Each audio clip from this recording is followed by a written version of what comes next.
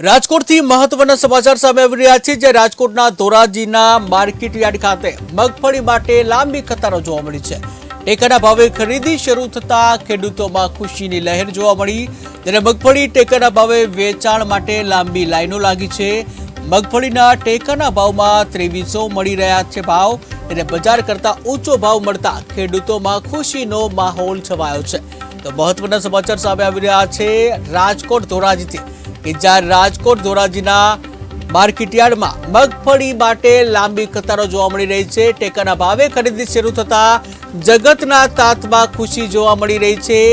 જ્યાં મગફળી ટેકાના ભાવે વેચાણ માટે લાંબી લાઈનો લાગી છે ત્યારે મગફળીના ટેકાના ભાવમાં 2300 રૂપિયાનો ભાવ મળી રહ્યો છે જે બજાર કિંમત કરતા ઊંચો ભાવ છે અને જ્યાં બજાર ભાવ કરતા ઊંચો ભાવ મળતા જગતના તાતમાં આનંદો છવાયો।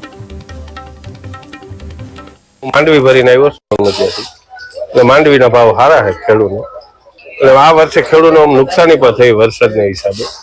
નુકસાની થઈ એટલે કે એનું કારણ છે કે માંડવી ઉગી ગઈ છે, ધૂળવાળી માંડવી થઈ છે। ધૂળ બહુ છોટી છે માંડવીમાં, એ કોઈ વાતે ઉખડે એમ નથી। પણ અહીંયા ખપારી મારવી પડે છે, એટલી તકલીફ છે। પછી તો મારવી પડે તો ધૂળના પૈસા તો કોઈ પણ આપે નહીં। અને માંડવીનો ભાવ આ વર્ષે 27,120 રૂપિયા ભાવ છે।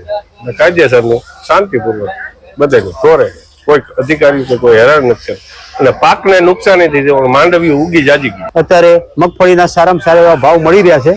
1356 ને 60 પૈસા પ્રતિ મણે મળી રહ્યા છે અને મગફળી અત્યારે પ્રતિ હેક્ટરે 125 મણ ઓછામાં ઓછી અને વધુમાં વધુ 200 મણ લેવામાં આવે છે અને દરેક ખેડૂતો બી અત્યારે ખુશ છે। ગઈ સાલ કરતા સારામાં સારો એવો ભાવ મળી રહ્યો છે। હું માંડવી ભરીને આવ્યો છું હણમતિયાથી। માંડવીના ભાવ સારા છે ખેડૂતને।